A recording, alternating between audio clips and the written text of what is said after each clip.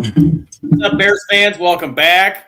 Sunday Night Football this weekend against the Texans. It's a big one. And unbelievably, with no offensive scoring this past week, they found a way to get a win against Tennessee. So can't complain too much here. I mean, like I said, the offense didn't look great. We'll get into that a little bit more later, but a big win and an even bigger showdown coming up this weekend. So we appreciate everybody being here as usual. And before I introduce my guest, my co-host over here to my right, I just want to mention to you guys real quick to please like the video, subscribe to the channel. We're at Barroom Network here on YouTube or wherever you get your podcasts from, whether it be Apple, Spotify, or wherever.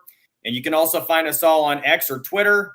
You can find Aldo at Barroom Network. You can find me at _Jeff Willis, and you can find Tim at Tim Willis 24. Speaking of Tim, why don't you introduce yourself tonight, Tim, and get us started a little bit here. Yeah, guys, as always, Tim Willis here. Of course, my brother Jeff here to my left. Guys, we got a lot of cool stuff to talk about with the Bears. We got our first win of the season. It was a little ugly at times, especially on the offensive side. But it just goes to show how dominant that defense can be and how good our special teams is. We got a lot to look forward to this season. Like Jeff said, great Sunday Night Football matchup. Last year's number 2 overall pick, this year's number 1 overall pick. It's got a lot in store. So it should be a great game. And I'm looking forward to it. I'm excited. And Jay Grizz is already on it today with the no Notre Dame football talk. But I will say one thing really quick, Jeff, I don't want to harp on Notre Dame because I do want to say, though, I'm about done with Notre Dame, guys. I'm irritated now. My fandom isn't going anywhere. I'm still going to be a Notre Dame fan. But the dedication is going to fall off a little bit. Until some changes are made with that school and with that football program, I'm losing interest in it. And it's one of those things. And, they promoted Jared Parker last year, who had 0 offensive coordinator experience and play calling experience. And they interviewed some really good candidates and they didn't give him the job. And then this year they bring back Mike Denbrock. So as long as we're running that spread offense from Brian Kelly, who also hasn't won anything, mind you, Notre Dame's not going anywhere. So there needs to be a change, get into that pro-style offense that these great college football programs are already running, and wake up. You want to wake up the echoes? How about you wake up and get out of the tradition? Because your tradition sucks right now. But that's enough for Notre Dame. Like I said, I'm just kind of fed up with them. But again, yeah, good stuff with the Bears this week, Jeff. And I want to start today. I don't know. We haven't gotten a chance to talk much, Jeff. It's been a crazy week for me, real busy. Guys, I just got done my son had 2 baseball games tonight. That's why we're starting late. Next 2 more weeks, we still have baseball on Friday night. So it's kind of been a challenge for us on the show. So I thank you guys for bearing with us and being loyal followers here. But I want to start, Jeff. I listened and watched a podcast. I don't even know what network it was on, but it was an interview of Ryan Poles about leadership. And, man, I tell you, that guy is – the Bears finally nailed one. They really hit a home run with the hiring of Ryan Poles. This guy, he's just from every step that he has been, from Kansas City, from the moment he got there, he has just been promoted. And it's not just because of who you know kind of thing. The guy has just been excellent everywhere he's been, in every position he's held. And what it comes down to is his dedication, work hard, how he works hard. That work ethic is fantastic. And he's just patient. He has a patient approach. He's not going to make the big splash, signings that they can't afford like Ryan Poles used to do. I mean, we've been on record talking about this multiple times on this show. I'm sorry, Ryan Pace.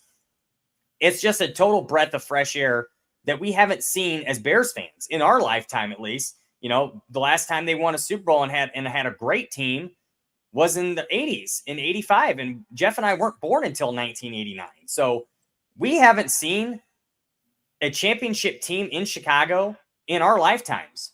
2006 was as close as we got. And that was with a quarterback who at best was a game manager. He was never going to be. I wouldn't even say he managed a game. He threw 2 interceptions to be a game manager. I mean, turnover after turnover. So the gunslinger. Yes. Which I like the gunslinger mentality, but you better be accurate and have a good sense of where to go with the football. But, it's such a breath of fresh air. I encourage you guys, if you have not seen it, I'm sorry I don't have where it was from, who did the interview, but it was an excellent interview. I just so happened to see it on my when I was scrolling through YouTube. It just popped up, and I was like, "Ooh, this looks good."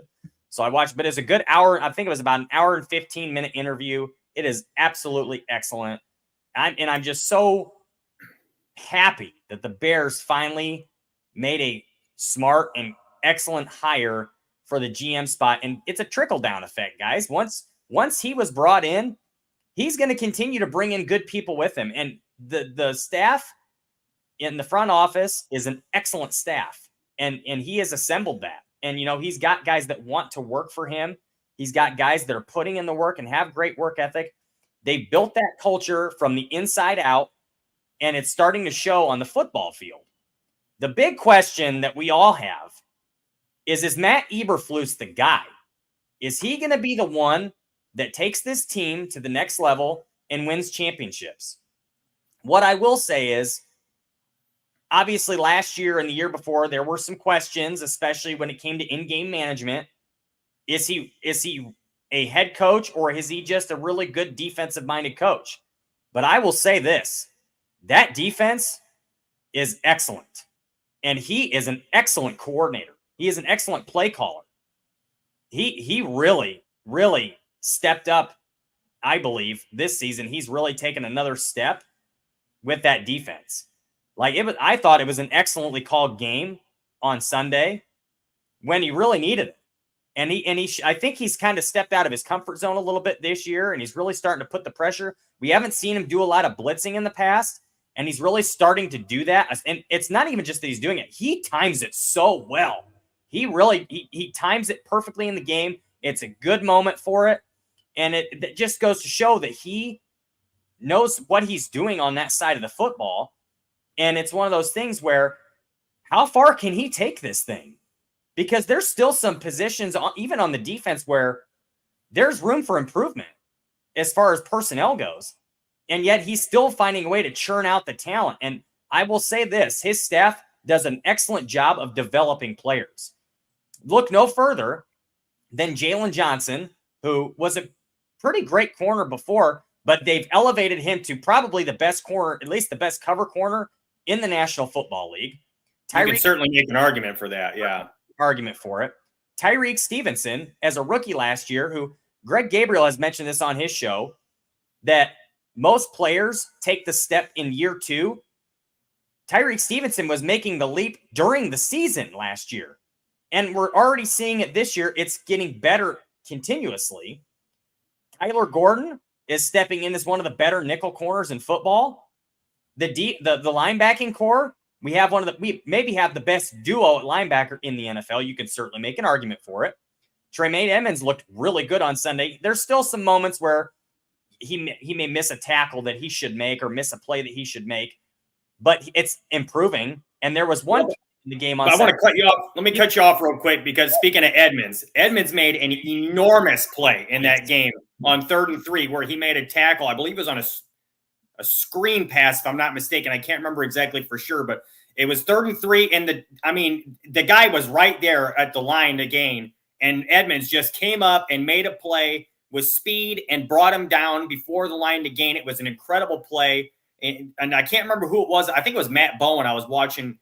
He was on 670 Score talking about there's not a whole lot of safeties that can make a play like that, let alone a linebacker covering that kind of ground. So that was a huge play, and really, I think it limited them to 3 there, a field goal, and it prevented a touchdown. So the way I look at this is, and I didn't mean to cut you off there, but I agree with you. The development here is a big deal. The way that they've developed this defense, and from young players to the players who have been established, they've all gotten better. Every one of them has gotten better on the defense. And there's a couple of comments in here. Let me get to real quick, Tim, before I shove it back over to you. But Cliff made an interesting point here. Let me see if I can find it. Oh, here it is. Cliff says the Bears improved in the second half. When is the last time a Bears team did that? And I just want to say that's a really interesting thought, Cliff, because you know what? It is interesting how the Bears go into halftime and they make adjustments now. Mm-hmm. And they make good adjustments that turn the table when they go into the second half. It's not like in the past where you're going, well, what are we doing? We're doing the same stuff. We didn't make any kind of changes. They're not playing any better in the second half. And the Bears, this regime, this coaching staff, this is part of the reason why I personally have faith in Eberflus, is he goes into the half and he realizes when there's changes that need to be made, and he takes accountability for that, and he makes the changes. Same thing with last year. Early on in the season, they were playing a lot of soft coverage, a lot of zone where they were backing off the defenders. They weren't pressing a lot. And he realized we were just getting dinked and dunked left and right the entire early part of the season. And he started to send the blitz more. And we started to get more pressure that way. Now, obviously, when Montez Sweat came in, it turned the whole thing around because he's really getting pressure at that point. But all I'm saying is it's important how they have made these changes. They have made these adjustments to where you feel confident in a game if things aren't going well in the first half that the Bears are going to turn it up in the second half. And I totally agree with you, Cliff. When was the last time we saw that? I can't remember a time like that, at least in my lifetime watching this. You got to go back to before John Fox even. Since we've done that. Lovey, maybe? Yes. I mean, really, it's the last I would time say that's Lovey, the last one. Yeah. So I thought it was excellent, and I agree. And there's a lot of people who, like you said earlier, Tim, there's a lot of people who still have questions about Matt Eberflus and his ability to, whether he's the right guy as the head coach and all these things. And look, I mean, you could certainly make an argument that there were some things that went on in the last couple of years that you're going to question, like whether it be in-game management decisions or whether it be just, there's a lot of different things that you hear people talking about as far as, well, is this the right guy, especially in an offensive-minded league? Is he the right guy to be the head coach? And he's shown me a lot. He's shown me a lot as, for one, the fact that he's grown so much as the head coach. And he talks about it openly in press conferences. Like, look, the more we do this, the better we get at it. And you have to learn from it. And other coaches are so stubborn in their ways that they don't look at it like that. They walk in and they're like, I know what's going on. I know what I'm doing. I know who I am. And this is what we're going to do. And they never improve. And Eberflus is the opposite of that. He's a humble man. And you can see that he's willing to grow and learn from his mistakes. And he has so far. So I really do. I think he's a good coach. And I'm really excited to see the way he continues to coach this team throughout this year. And, I think we're on an upward trajectory, both with him and the rest of the team, as far as the coaching and the roster. So I'm in total agreement with that. And I'm really, like I said, I can't wait to see how he does throughout the course of this season and how the Bears go on. So it was a big win this week. I don't want to spend too much time on this because we really got to get into our preview for the game on Sunday night. But going back to what you were talking about earlier, Tim, with that interview with Ryan Poles, that podcast that he was on was called the Excellent Leadership Podcast. I looked it up while you were going on when you were going on about it, and Aldo also put the graphic on the screen here. So if you guys want to look that up, it's the Excellent Leadership Podcast. Ryan Poles was on. And I did catch a snippet of that. I didn't see the whole thing, but there was a part in there where he was talking about how, I believe it was from the same podcast, where a couple of years ago, he got an interview with the Panthers to be the GM there, and they turned him down. He didn't get the job. And he talked about in the podcast how that really kind of hurt him, and it ate at him for a little while. And it was hard for him because he basically was talking about how mentally he's making this transition of, okay, well, this is what's going to happen when I take over my team and when I take over this new team. And I'm telling these guys, this is what I like to do. This is what I didn't like about what we were doing when I was in Kansas City and other places, and what I would not want to do.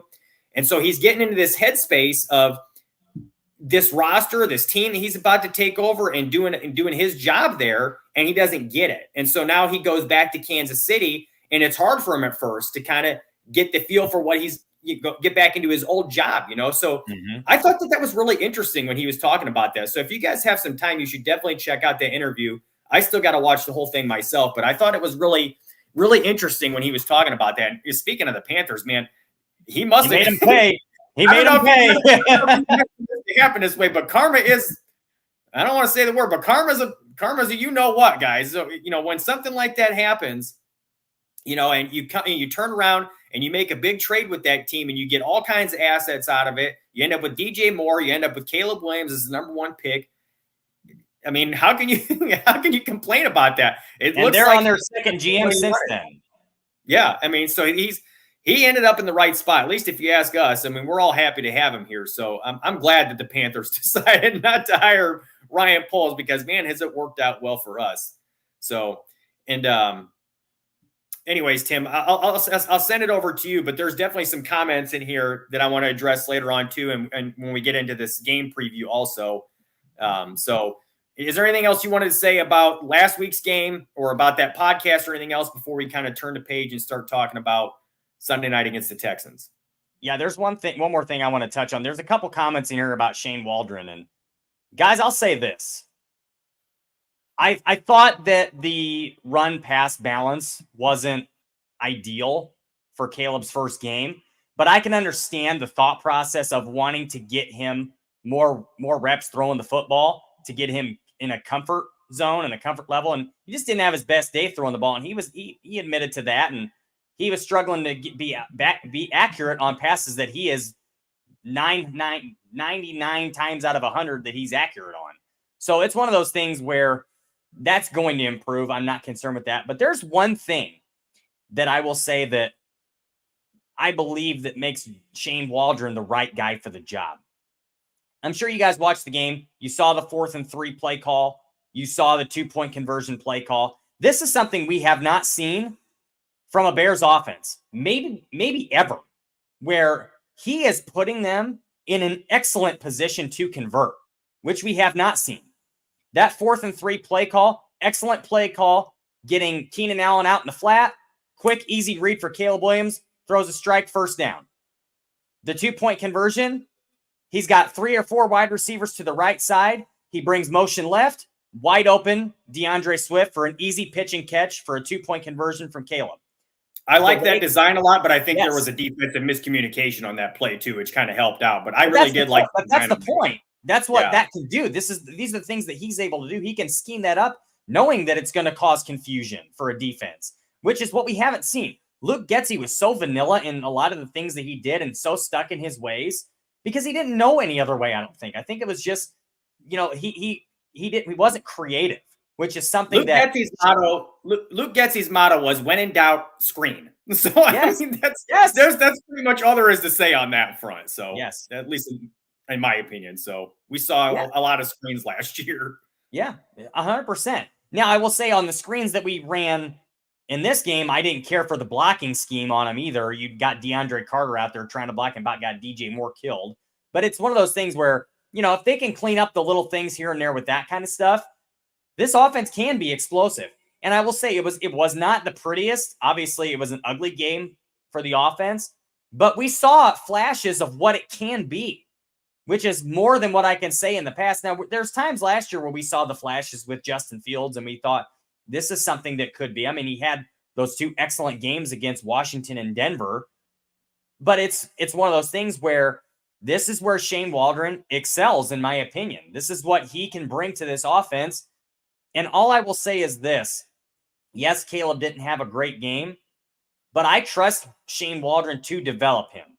And, I heard some interviews this week from Kurt Warner on 670 The Score and Tim Jenkins on 670 Score, and they were kind of both a little bit in disagreement in what they thought would be the right way to develop him. And like Kurt Warner said that he wants to eliminate most of the pure progression stuff.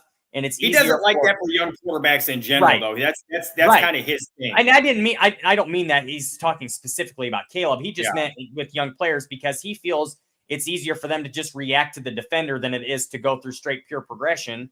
Where Tim Jennings was kind of on the opposite end of the spectrum, where he thought it's better for these quarterbacks to have Tim Jenkins. You said former Bears cornerback for the Bears, 5'8", Tim Jennings. Yeah, no, Tim Jenkins. He was on the opposite end of that, saying that he feels like it's better for young quarterbacks to have more pure progression and stuff.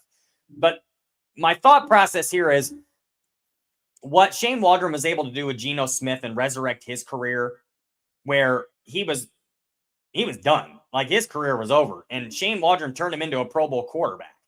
So I'm confident in his ability to develop Caleb, whatever way that is. And I think it's going to be there. Now, guys, we could be in it for a really long ride this year. And that was expected from this front office and from this staff. They expect there to be a lot of hurdles and some growing pains. And we may not see. Everybody was talking about the 4,000-yard passer and the 30 touchdown passer. That may not happen. But guess what? That's okay.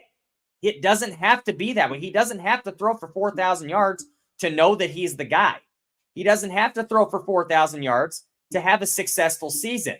We just have to see the growth and development week to week.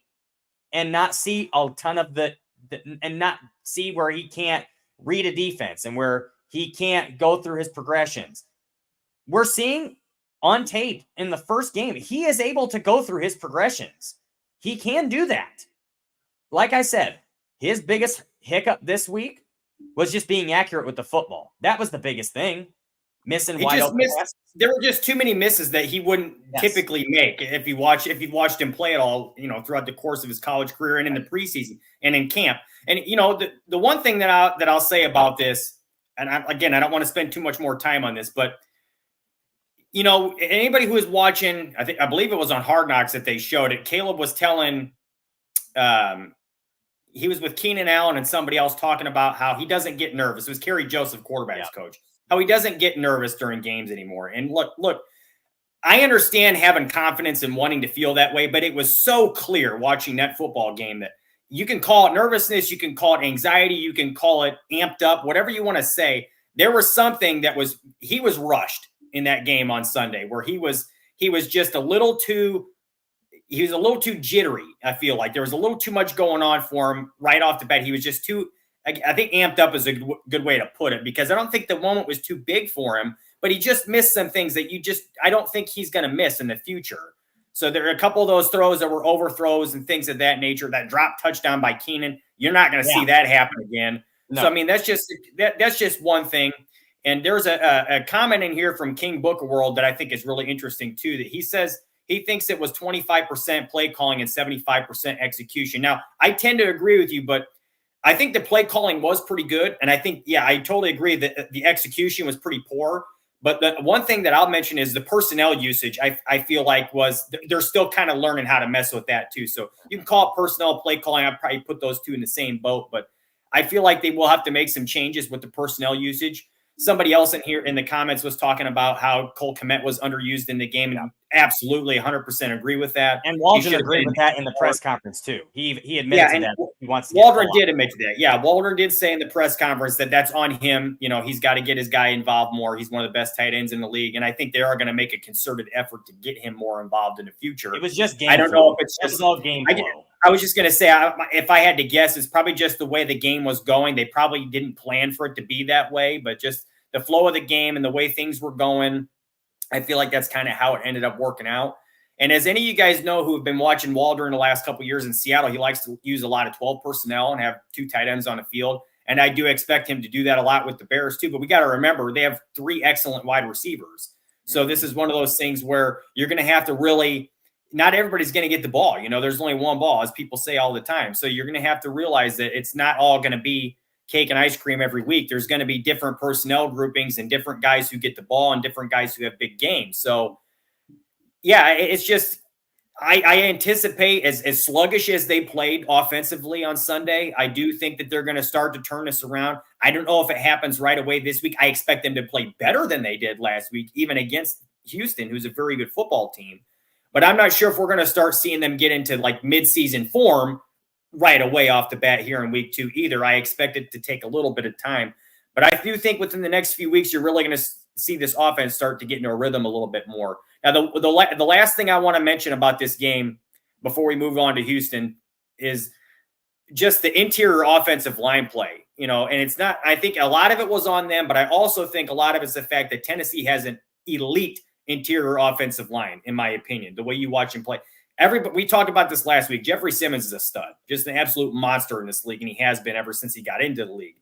But the rookie, Tavondre Sweat, is a behemoth of a man, and boy, did he have a game. I mean, he was playing well. He was working Tevin Jenkins on Sunday, and you don't see that a whole lot. So, to me, I mean, Jenkins has elite movement skills for a guy his size. How big he is, Yes. And I was just going to say, Jenkins didn't play well. Coleman Shelton had a bad game. He had some missed assignments, and he got plowed backwards by a linebacker. Well, I want to comment on that because I watched the film of that, and everybody is quick to say that he just got blown over by that linebacker. If you watch the tape, Tevin Jenkins' foot is out, and he literally trips backwards off of Tevin Jenkins. He can't get pushed back like that, but at the same time, that was one of those things. And this is what I was talking about. I can't remember who I commented on their Twitter. But it's one of those things. This is one of those things where that's got to be cleaned up. That's chemistry with the offensive line. And that's why it is so important to have consistency on the offensive line where these guys are all playing together.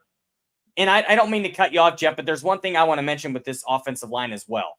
And I'm a little bit upset with the beat reporters in the press conferences because nobody asked about the interior offensive line and whether or not it was going to be Shelton out there or if it was going to be Bates out there this week. Because did they today? I did not see. I really have not seen today's press conference. Bates is out. It's Bates is out. It's Nate Davis this week. And Matt Eberflus said during the press conference today that he had a consistent week of practice. He looked good. He looked locked in. So hopefully that's going to play better. Now, we should probably move on to Houston because there's a good segue here. So speaking of Houston, okay, they do not have the interior defensive line that Tennessee does, but their edge rushers, that's going to present a problem. Now, let me start first with Danielle Hunter, and then I want to get to Will Anderson. And I'm going to save him for last for a reason. So Danielle Hunter, and for you guys who have been paying attention the last several years, he was with the Vikings for a long time, and he just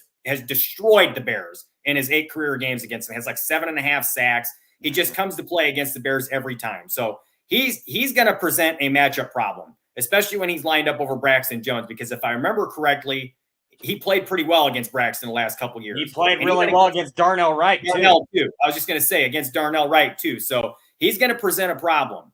Now, shifting over to the other side, Will Anderson. For anybody who watched Will Anderson's last year at Alabama, he went up against Darnell Wright in Tennessee when Darnell Wright was in Tennessee. And he went out and openly said after the season that was the hardest matchup he had all season long, that Darnell Wright basically stonewalled him in that game. And that was part of the reason why he was drafted as high as he was, because he showed up against one of the best players in the draft. And part of why they won that football game, because they couldn't get any pressure on the quarterback. Yeah. And Aldo has a graphic on the screen here of the Texans special teams and defense. And as you can see, we were just talking about Danielle Hunter at defensive end and Will Anderson at defensive end. Now, in the interior, they have former Bear Mario Edwards Jr. He doesn't pose a huge problem to me. I feel like if there's a game where the interior of our offensive line is going to get back on track, it's got to be this one. They got to play better against Edwards and Fatukasi, because speaking of which, Fatukasi, if you guys watched the John Gruden breakdown for this game on YouTube, that was another good breakdown. He likes Fatukasi a lot, but I personally think that this is a good chance for the Bears' interior offensive line to get into a better rhythm than it did last week, because they looked putrid. So hopefully they can play better. And again, it's going to be important to see how our tackles hold up against these defensive ends, these edge rushers, because they're very, very good, very, very good. And anytime, I will say this, I'm more worried about Danielle Hunter lining up against either of our tackles than I am Will Anderson lining up over Darnell Wright, because I have confidence that Wright can hold his own there. And Wright played great last week. So now, again, you still got to worry about these guys and how they align them, because they can move them around too. So we'll have to see the way that goes. It's going to be interesting. But I do, like I said, that to me is going to be one of the big matchups of this game, is our offensive line and their defensive line. And the other big matchup for this game, in my opinion, is going to be our secondary against their wide receivers. And we'll get to that in a minute. But speaking of their defense here, just to kind of show you guys who they've got, if you're not watching on YouTube here, their linebackers are pretty good. Henry To'oTo'o, Azeez Al-Shaair, and Jake Hansen. Their defensive backs are pretty good. Derek Stingley is one of the better young corners in the league.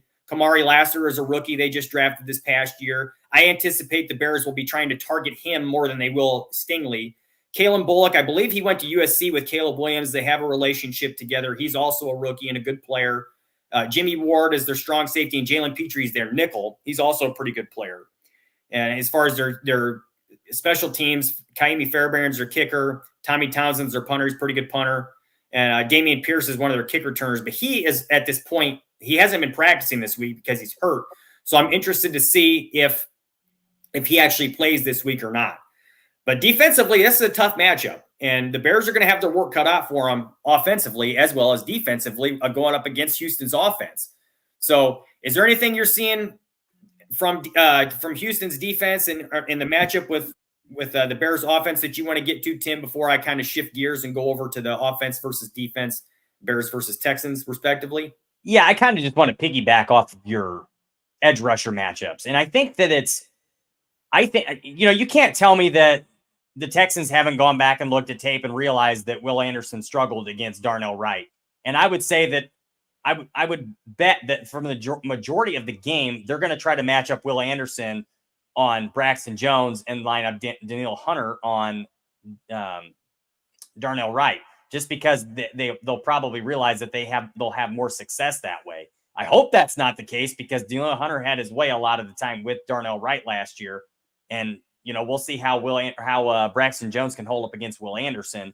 But I would think that they're going to try to exploit that matchup. So that's what I'm going to be looking for, is to see if that's the route they go.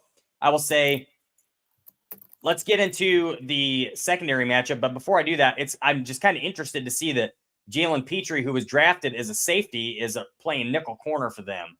That's kind of interesting. But a lot of times safeties can make that transition in nickel corner, or a lot of times they'll have a safety come in to play that position because they can shut down a tight end pretty well. But that's kind of interesting to me, because I think he's a second-year player, if I'm not mistaken. I believe he was a draft pick last year. But yeah, let's go into this corner and wide receiver matchup, because the big one I'm looking at is Derek Stingley. I'm sure he's going to be covering typically DJ Moore, if I had to guess, or he's going to line up. I don't know if he's going to follow the number one, but I can see that there's probably a good chance that he's probably going to stay on he's going to stay on the boundary. So we'll see how that is. I believe Kamari Lassiter is also a second-year player, so we'll see how that goes as well. And Jimmy Ward, if you guys don't know, I'm almost positive he came from San Francisco. Pretty good safety there. So it should be interesting. They've got some pretty good secondary there, and they have a great defensive coach. Their head coach, obviously, is D'Amico Ryans. Thank you. D'Amico Ryans, also from San Francisco. Great defensive mind. So should be interesting to see how that matchup goes. I think the Bears have a slight advantage at wide receiver, but I'm going to assume Rome is not going to play this week, so that will change things a little bit. I'll be interested to see if it's going to be Tyler Scott out there or who they bring in his place. But it should be an interesting matchup there. I kind of lean towards our wide receivers having the advantage there. And I believe that we probably have the advantage on special teams as well. So they do have a good special teams. They have a very good special teams, and they're very well coached. Yes. So that's going to be a tough matchup, I feel like. But all in all, to me, the X factor in this game is going to be how well our offense can play against their defense. So let's kind of get into that a little bit. So offensively, as you guys already know, CJ Stroud, rookie of the year last year, one of the bright up-and-coming players in this league. You could probably make an argument right now that he's a top 10 quarterback in this league, and I don't think too many people would fault you for that. So the guy is a stud. He's going to be a stud. He's just, in my opinion, only going to get better and better. And the way he played as a rookie last year was unlike probably anything we've seen in our lifetimes. There's not too many rookies that come in and play the way CJ Stroud did. So this one is tough for me, because it is a little worrisome. We have a great defense, but this is the real test, is going up against this offense early on this season. This is going to show just what the Bears defense is made of. Now, they played great last week. They played great at the second half of the year last year. This is the first test of the year for them, and it's a big one, especially with the weapons that they have offensively. This offense is no joke, guys. Like I just said, CJ Stroud, we're all very familiar with him. They made the move to get Joe Mixon in the offseason. That was a huge move for them, because they have had no semblance of a running game in the last couple of years, and Mixon just ran his ass off last week. Fantastic last week. And he's getting older, but he's still just such a good player.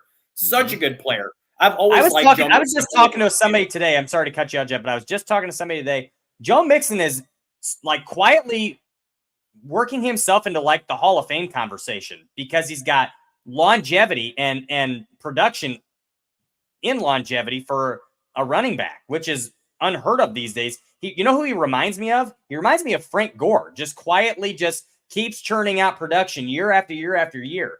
I thought that was interesting, that especially it's like he got younger in that game. He looked excellent. He looked really good. I'm sorry to cut you up, but I just wanted to mention that. I kind of feel like he's quietly making a case for himself. Yeah, he's a fantastic player. And, you could probably make an argument that I don't know that he would get into, like, if his career ended today, and we had to make a decision whether he was a Hall of Famer based on what he's done to this point. I don't think he would get in now, but if he keeps doing what he's doing, I certainly agree with you. He could make a case for himself because he's been a very productive player throughout his career, and he does not look, he's not showing signs of getting older at this point. He played so well last week. They were not afraid to run the ball. What do you have, like 30 carries last week? Yeah. I mean, we're talking about a guy he's pushing 30 years old. So he might already be 30. I think he is. I think Joe Mixon for 10 years now. Joe Mixon's a very good player. And if anybody remembers when he was first drafted by Cincinnati several years ago, I think he fell a little bit in the draft because he had some off the field issues that people were worried about with him, some character concerns. But man, all he's done since he's gotten in the league has been a fantastic player. So that's a guy we got to watch out for. This defense has done a good job stopping the run. It was a little suspect in the first half last week against Tennessee, but then they really did tighten it up, and they're going to have to stay tight going up against a guy like Joe Mixon. So I'm interested to see that matchup there. Tight end is Dalton Schultz. He's a good young player also. I think that we're going to have to really do a good job containing him. And the receivers are where the real issue is going to lie. Nico Collins, Stephon Diggs, and Tank Dell. Diggs is an established player in this league. He's been a good player for a long time. Bears haven't seen him much. I believe the last time they saw him, I think they played the Bills once while he's been there, but he was in Minnesota for 3 or 4 years before that. And I believe the reason he ended up in Buffalo in the first place is because he wanted a contract extension with Minnesota that they weren't willing to give him. And Adam Hogue actually made a good point today on Hogan Johns that Stephon Diggs has a tendency to kind of wear out his welcome wherever he goes. And so far, when he first gets to where he's at, the team is going to play well. They're going to like what they have in him. He's going to be a good player. He's been voted a captain by Houston. So right now they're in that, as Hogue said earlier, they're in this honeymoon phase with him right now. So this is not the time of the year that you want to play Stephon Diggs in this Houston offense. He's going to work his way in, and he's been pretty good already. So Nico Collins, to me, Greg Gabriel would call a diva. Yeah, he is. He's a typical receiver in that aspect. So speaking of, and anyways, Nico Collins, as I was just talking about, he's one of the better, in my opinion, one of the better young receivers in this league. Got great size, got great ability to catch the ball as far as catch radius and contested catches. He's good after the catch. He's a good separator. He does pretty much everything well. And then Tank Dell is that explosive speed threat where you got to watch out for him down the field. He's the kind of guy that he may not do much one week, but the next week he might have 200 yards and 2 touchdowns, So he could be a problem for Gordon. You got to watch out for. He could definitely be a problem for Gordon. Yes, he could be. He could be. So now this offensive line is a little interesting here. Larry Matunzel is the left tackle. He's been one of the best offensive tackles in the game for his entire career. And he's kind of, to me, he's a little underrated. And I think part of it is because, and I could be wrong about this, but I think part of it is because when he was first drafted, if you guys remember, when he came out, he was one of the top tackle prospects in the entire draft, and everybody expected him to go in the top 5 or the top 10. And then there was a video that came out he was projected to go number 1 overall. Yeah, I was going to say they could have made an argument to take him number 1. And there was a video that came out right before the draft, like literally right before the draft that night that he was smoking out of a bong. And no, it was a gas mask. He was wearing a gas mask. Same difference in essence. The point is it's the principle of the matter that I'm talking about here. So at the end of the day, that really hurt his draft stock. And it's like, we're talking about something that nobody would even care about anymore these days. So that really kind of hurt him that year. But all he's done since then has been a great player. And I mean, a great player. So, and here's that video. Aldo, I can't believe you got that so fast, but this is excellent. But yeah, this is the video that came out during the draft of him smoking out of a gas mask. And it really messed up his draft profile that year. He probably went lower than he should have.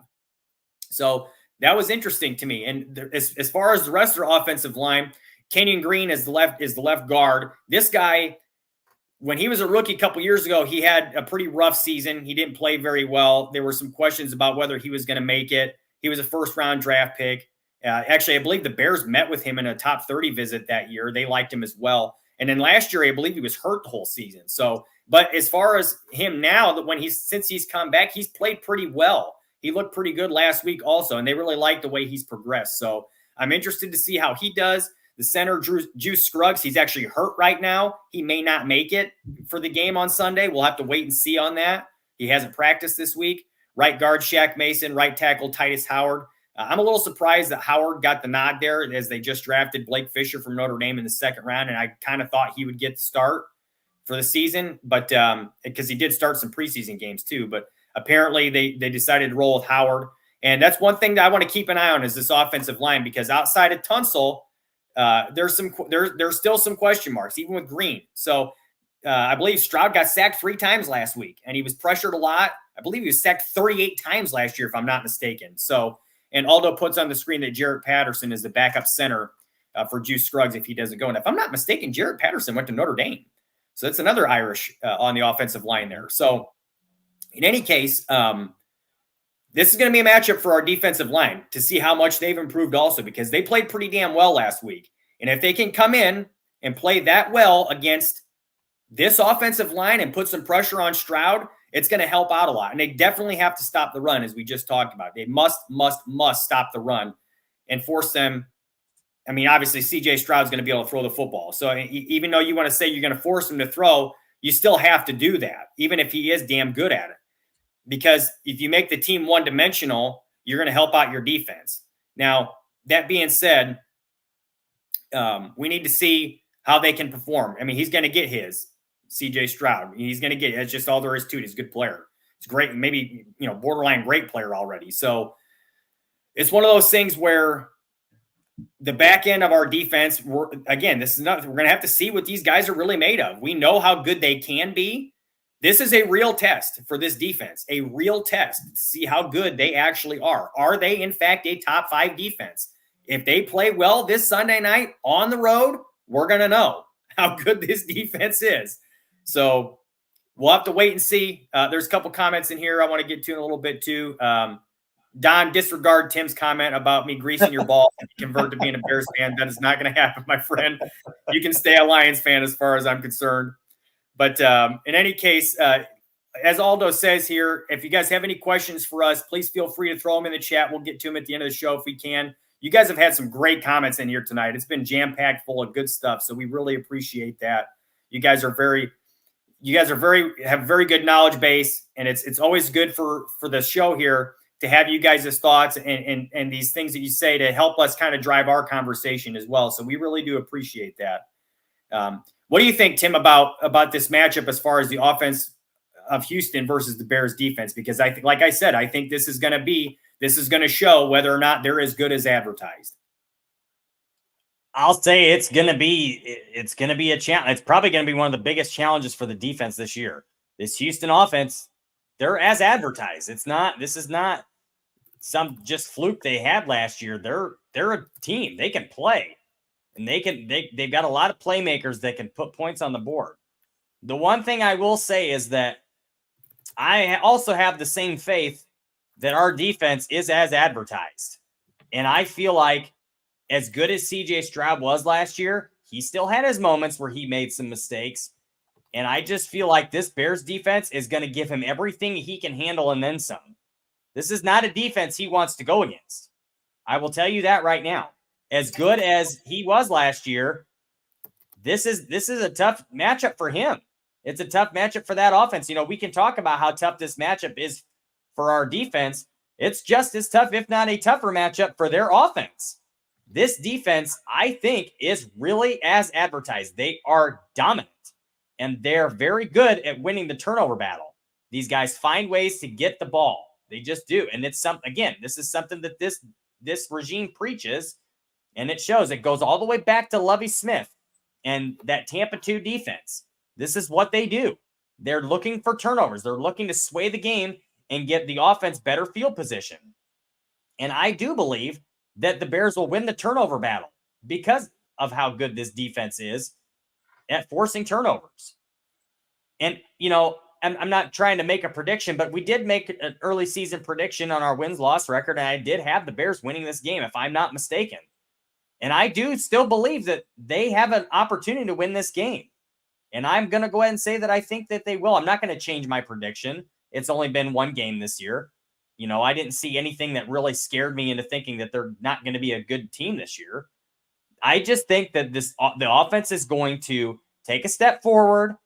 First game jitters are out of the way for Caleb. He's not going to miss those throws that he missed last week. If he does, we're going to be in trouble, but I don't believe that's the case. And I think this defense is going to step up in a big way and make a game. Now, do I think that there's not going to be moments and they're going to give up some scores and they're going to give up some chunk plays and things? Of course they are. It'd be asking a lot for them not to. But I do think they're going to force some turnovers. Now, I don't know if there's going to be a lot of interceptions or things like that, but CJ Stroud's pretty good at taking care of the football. But this defense is also really good at swarming and finding a way to get the football. These corners and these safeties are ball hawks, and they're going to find a way to bait CJ Stroud into making throws that probably are not there. Jalen Johnson's, that's becoming a serious strength of his, is getting a quarterback to throw the ball his way, thinking that it's open, and then here he comes and snatches it. He did it last week with his interception in that game. So this is something that I do believe that this defense is going to step up in a big way, and I expect this defense to continue on with this trajectory. Sure, they're going to have some bad games, but I just feel like this is the ability to force turnovers is going to win more games for them than we've had wins in the past, because I really believe that they can really rely on this defense since their offense is hopefully going in the right direction. I'm just going to go ahead and say that I believe that this defense is really going to step up in this game, and I'm not going to back off of my prediction. I'm not going to be that guy. There's a couple comments in here that Torian made that were really interesting that I want to share with you guys. He said that they need to get into a rhythm offensively, and they absolutely must get a run game going as far as the Bears. And I totally agree with that. You can't have what they have 11 yards. It might have been 16. It's like barely double digits in rushing yards last week for the Bears. I mean, it was nothing. And I'll say this right now. I was really irritated last week because, one, there was a lack in the run game. I know what you're going to say. Give Herbert the freaking ball. I'm sorry. Listen, Swift wasn't getting anything going on the ground. Herbert has the ability to pop big runs. Give him the ball. You've got to have a balanced running attack. I don't care if it's Khalil Herbert or not. He's the one active. You didn't have Roschon Johnson active, which, by the way, really surprised me. Why are they giving Travis Homer the freaking ball to carry it? What has he shown that he can do in the run game? Give Herbert carries. I'm sorry. I don't understand that thought process. The only thing that I can think of as far as Homer right now is, like, obviously the reason he's in right now, the reason he was active and in on third downs is because he's the best pass protector that they had with Roschon out last week. Now, that was another weird thing to me. Was he a healthy scratch in that game? Yes. Because if he was, no, he was a healthy scratch. Again, that does not make sense to me. So now, speaking of Homer, having him, the fact that he was running the football, the only thing I can think of there is that they're trying to, like, confuse the defense that, who's thinking it's probably going to be a pass play with Homer in there because he's going to protect, but then they give him the football. But to me, it's like, I don't know if you want to do that anyways, because how is that any better? I mean, he's not going to do anything with it. He couldn't do anything with it in the preseason. So, look, I mean, Homer is a special teams guy. Let him play special teams. Let him do his thing on teams. They don't need to be giving him the football on offense. So I agree with you on that. Now, Herbert only played, like 3 or 4 snaps or something, or maybe I think it was 6 snaps. But still, it's like, he wasn't in much either. He didn't get a big first down and fourth down. They just didn't run the ball enough, period, in that game. I mean, even Swift didn't run the ball enough. So, and the runs that we did have with him, they didn't block it particularly well. He had multiple losses on it. So I agree, Torian. They have got to get the running game going if they want to have a chance in this game. You got to take some of the pressure off your rookie quarterback. And to me, I thought that's what they would do from the beginning, is run the ball a lot. I just think they wanted to get him in a rhythm. I believe that that's probably the direction they were going, because they wanted to get him in a rhythm, make him comfortable. They tried to give him some easy reads, but it's playing fast. You can help your quarterback by getting into some play action.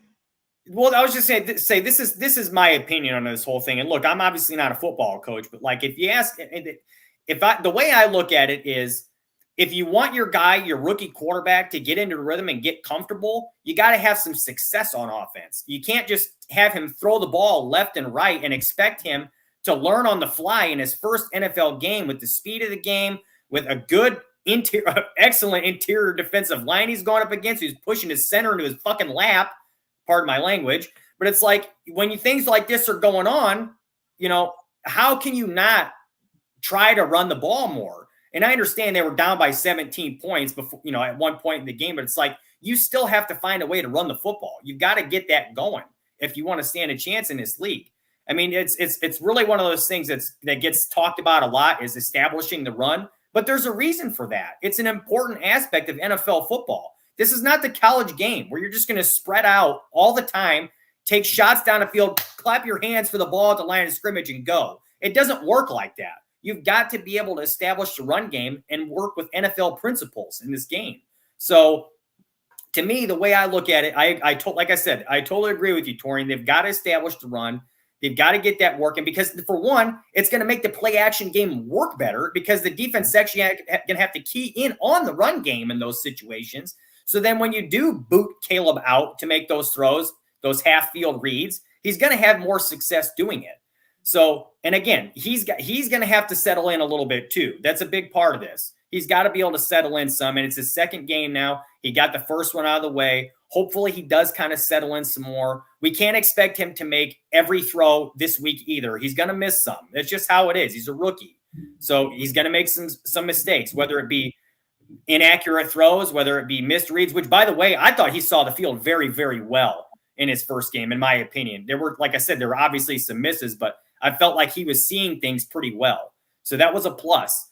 But again, he's going to make some mistakes. This is a good team he's going up against. They're going to probably force him and cause him to make some mistakes, but he's going to have to show his resiliency that he showed up to this point.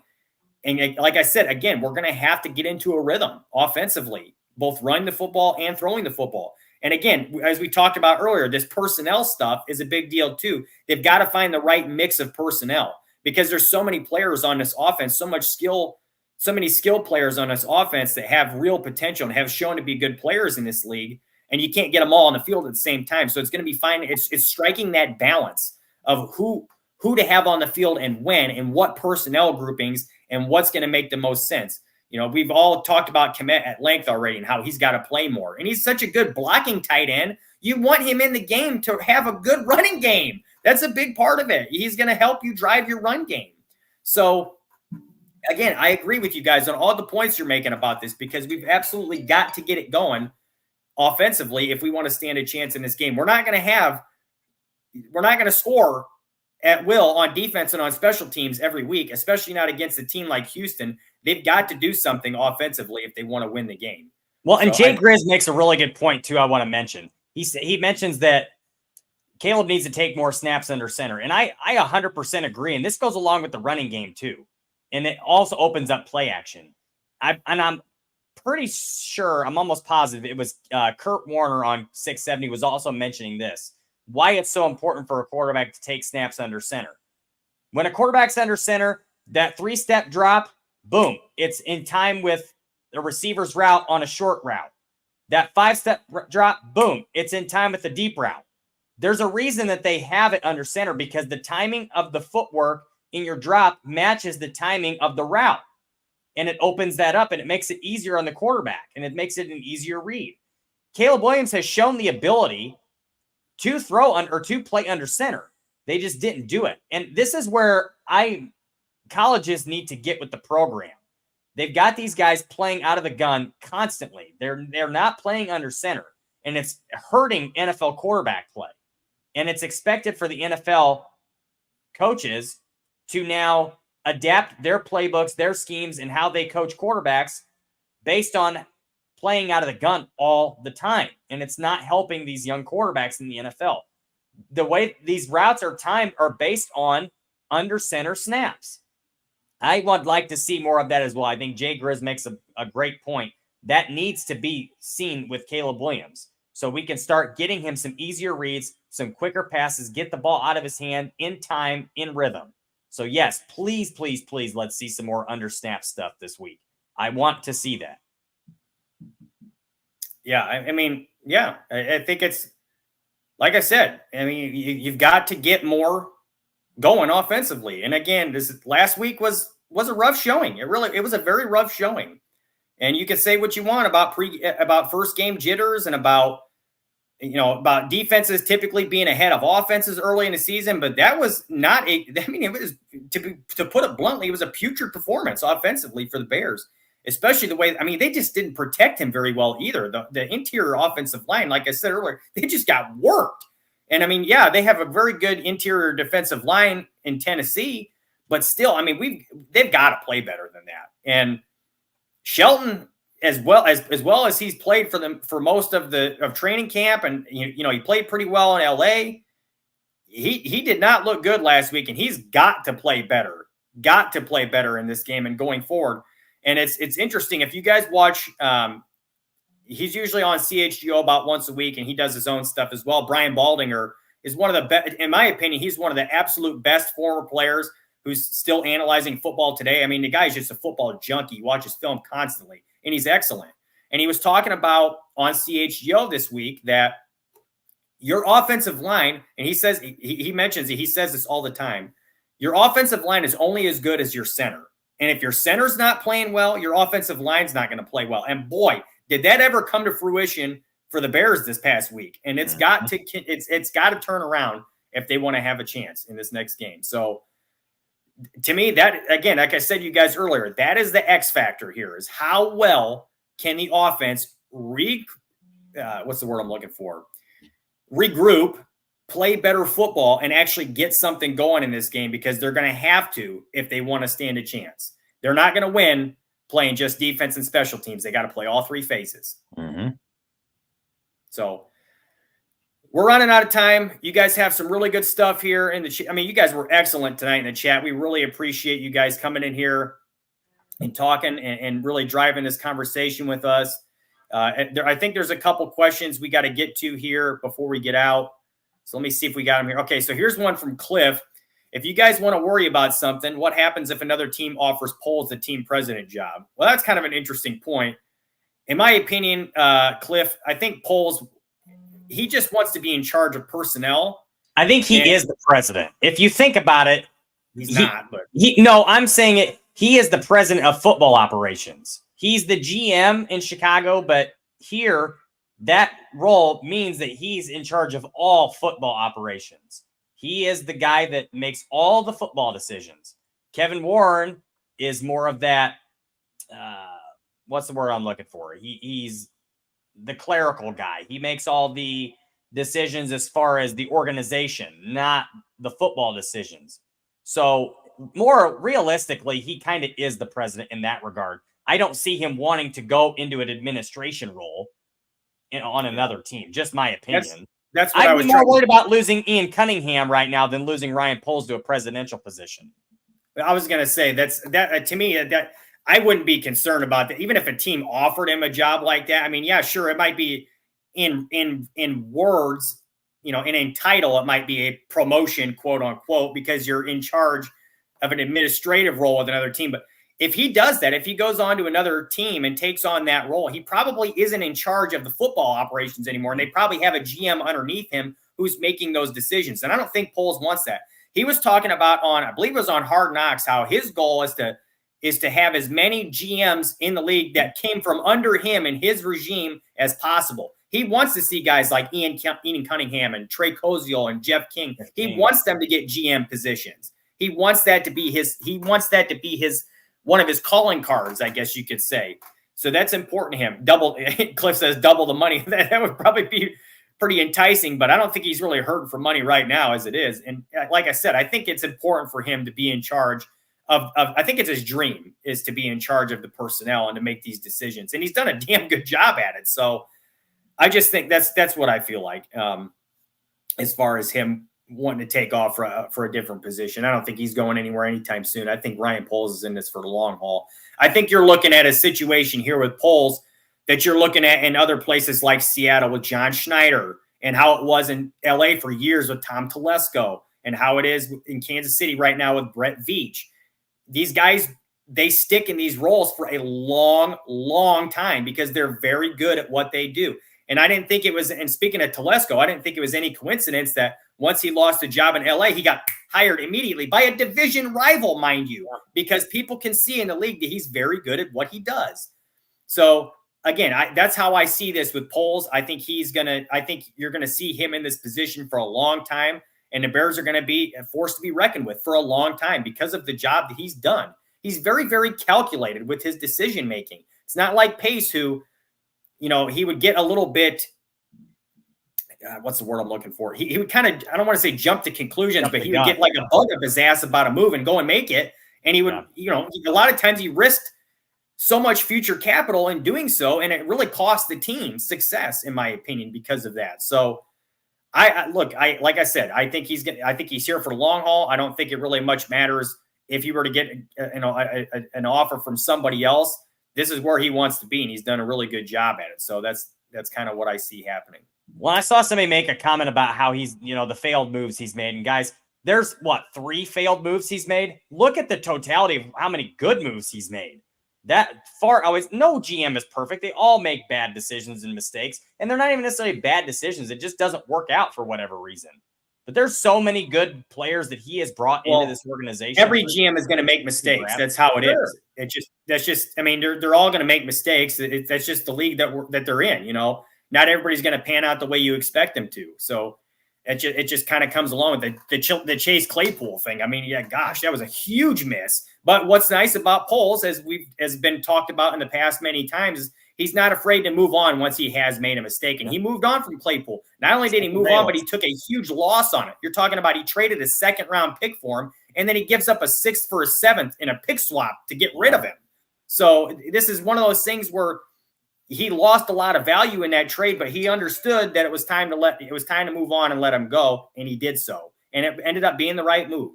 So anyhow, there's one more question I want to get to on here. It's our resident Lions fan, Don Burr, who's on our shows all the time. He's on a lot of different Bears shows. So we put him up.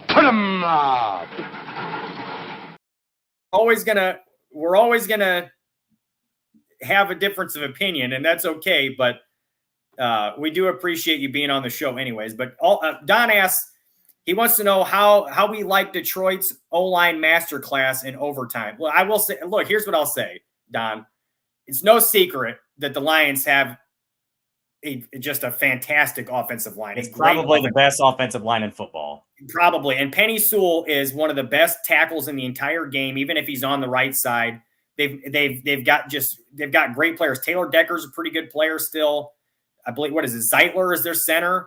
Good player. Ragnow's the center. Zeitler is the guy that best center in football. No coincidence that having a great center helps having a great offensive line. They're excellent. They're an excellent offensive line. When you got a guy like Jared Goff back there, you're going to have to protect him because he doesn't have a lot of movement skills. So the fact that he's been as good as he is partly, and in my opinion, a lot of what the reason he's good is because of how good Detroit's offensive line is. So, and Torian says Amani's a beast. He's talking about David Montgomery. David Montgomery is a good player. He was a good player with the Bears too. Tim and I used to talk about David Montgomery all the time because he kind of was a slow starter with the Bears. But man, if you ever needed some short yardage, you looked at David Montgomery. That guy might have the strongest legs I have ever seen in my freaking life. The guy would just find a way to get those tough yards every single time. And obviously the Lions have a dynamic back on the other side of him with Jahmyr Gibbs, but that's a really good 1-2 punch there. So, yeah, Don, like I said, I can't lie to you, buddy. They have a great offensive line, and that was a good win for them in overtime. But it's going to be some good battles between the Lions and the Bears over the next several years in this division because whether you agree with it or not, Bears are coming, dude. They really are. They are coming. And all it's going to take is some more improvement from this offense, which I fully anticipate to see. So it's going to be nice. It's going to be good.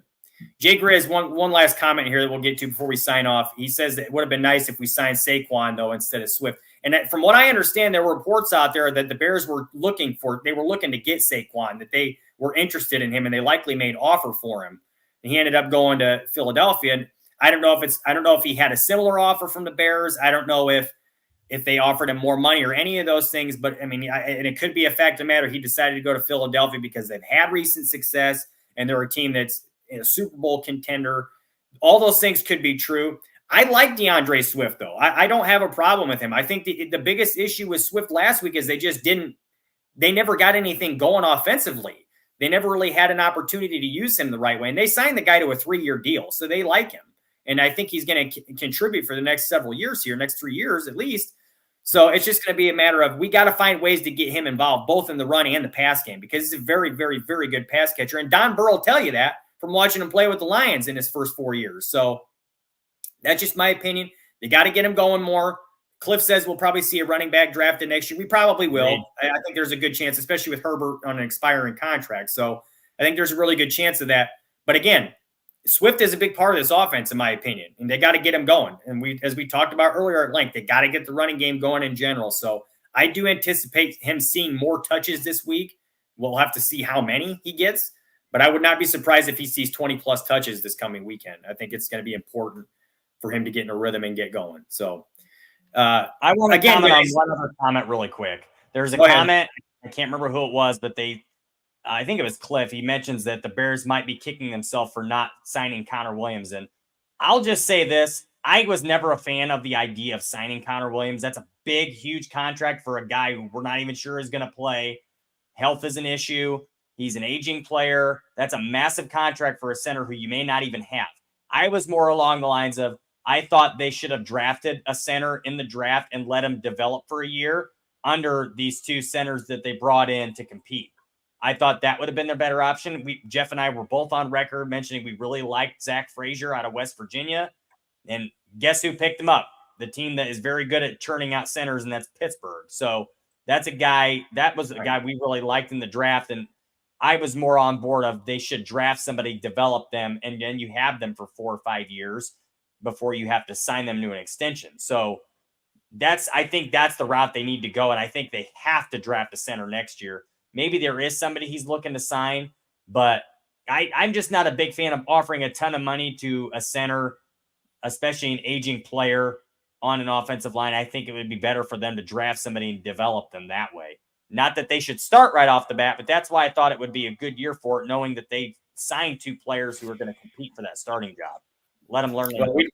We'd be opening up a whole can of worms getting into that conversation as we did. We've talked about that at length in the past with the center position and how that could have and should have been addressed. And look, I mean, they were happy with what they got. We'll have to wait and see what happens with it. I think there is a serious possibility if they don't play well over the next several weeks that at the trade deadline, the Bears could be looking to make a move with somebody if they can, if somebody's available. We'll have to wait and see. Like I said, I mean, it's going to be interesting to see how this plays out.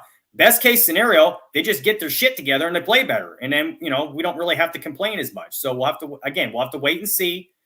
Hopefully it gets better.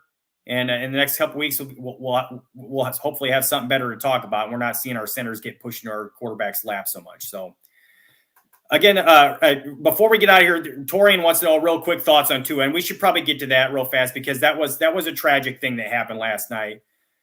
If you want my thoughts on this, Torian, I just think it's one of those things where he had the 2 concussions in 2022 that were big. I mean, bad concussions. I mean, they were serious issues there, and concussions are a big deal in general. I mean, you're talking about something that causes long-term issues over the course of a player's life after football. And the fact that he had that one last night, and that one did not look good last night when he was on the ground, his arm was up. He was so shaken. It was not good. He's had bad hits over the course of his career. So wasn't it ironic that it was DeMar Hamlin that's the one that laid the hit on him there? Yeah. How ironic is that? It's just sad. It's sad because, the thing is, look, I never want to tell I would never want to tell a player they should retire from the game for health reasons. But this is one of those situations where Tua has to seriously consider this because you have a life after football and a family you got to consider. If anybody doesn't know the situation with Mike Webster, former center for the Steelers, who had CTE, he ended up hurting people and killing himself. And his family donated his brain to be studied, and they found that he had a serious case of CTE. And this is exactly what happens when those things, when people take so many concussions throughout the course of their career. So those and Aldo mentions here on the screen that there's several people advising retirement, including Amazon Prime's Tony Gonzalez and Raiders head coach Antonio Pearson. There have been several other people who have said this. So it's tough. It's tough. You don't want to see that from a player. You don't want to see him have to give up his career because of injuries. But this is not like, he's torn 2 ACLs in his career. We're talking about concussions, 3 of them. These are cognitive issues that he may have for the entirety of his life after football. So that's something you really have to think about when you have a family and children that you have to care for and be with, and you want them to enjoy your life as long as they can. And if you start to develop signs of CTE as you get older because you've had so many concussions, that's an unfortunate reality that players shouldn't have to deal with, but some of them do. So it is something he has to consider, in my opinion. It really is. It's something he's got to consider if going into the future of his life here.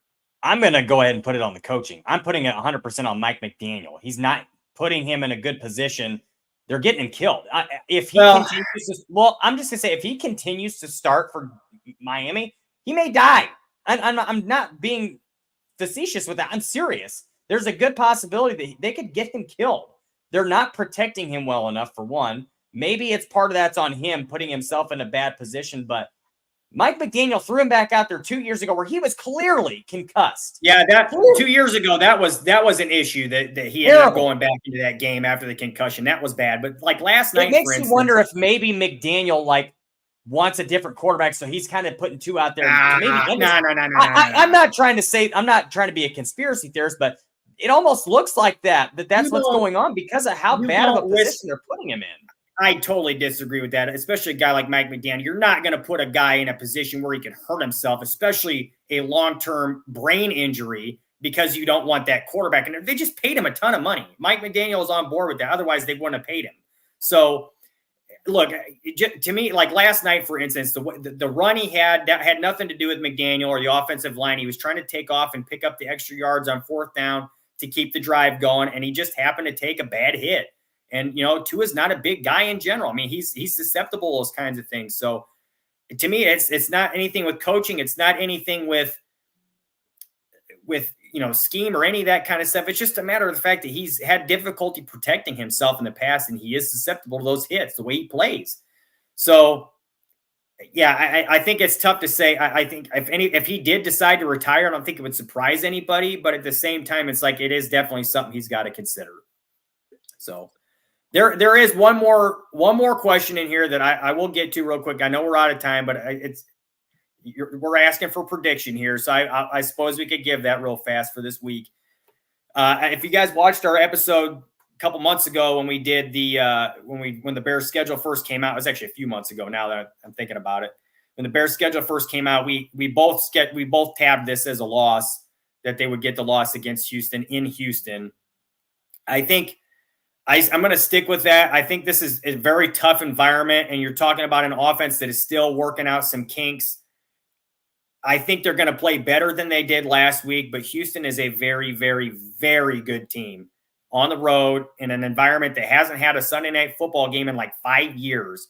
So I think they're going to be rip-roaring and ready to go. I think the Texans win. I think it's close, though. I think it's going to be something like, I'm going to say 21-17 Houston. My prediction is, I was going to say, I like the Bears in this game. I'm going to stick with my prediction from earlier in the offseason when we made these predictions. I'm going to say Bears win 27-24, a little bit higher scoring game than the last. I had a low scoring projection for the last game. I'm going to say 27-24 Bears. I think the offense finally picks it up a little bit, and we start seeing a little more of Caleb Williams' arm talent in this game, and he gets back on track with his accuracy, and I think the defense steps up in a big way. I'm going 27-24 Bears. Well, I mean, I hope they get it done. I really do. Like I said, it's such a tough environment, and you're going up against one of the better quarterbacks in the league, and they may even score more than 21. But the Bears have such a good defense that I think it's going to be a low-scoring ball game. Hopefully, we get the win. But like I said, I'm thinking this is one of those losses that they're going to experience throughout the course of the year. But guys, we really appreciate you guys in the chat tonight. You guys were so excellent tonight. And, yes. we really hope that you guys continue to come back every week as we go through these games, and we and we kind of preview the next game and go over the one we just had. It's a lot of fun talking Bears with you guys. And again, like I said, we appreciate you being here every week. So before we get out of here, just a quick reminder again, guys, please like the video if you haven't already. Subscribe to the channel if you haven't already. We're at Barroom Network. There's a lot of good shows on the channel, including Gabriel Talks Football, who was our resident NFL scout, who worked in the NFL for 30-plus years. So he's got a great show every week. We're on every Friday night, and our times will be changing once Tim's son gets done with baseball. So we'll go back to our regularly scheduled 5 p.m. Central, but 7 p.m. Central. I'm on Pacific time, so it's different for me. But anyways, guys, like I said, please like the video, subscribe to the channel, give us all a follow. You can find Aldo at Barroom Network. You can find me at _Jeff Willis, and you can find Tim at TimWillis24. Those are all on X or Twitter, whatever you want to call it nowadays.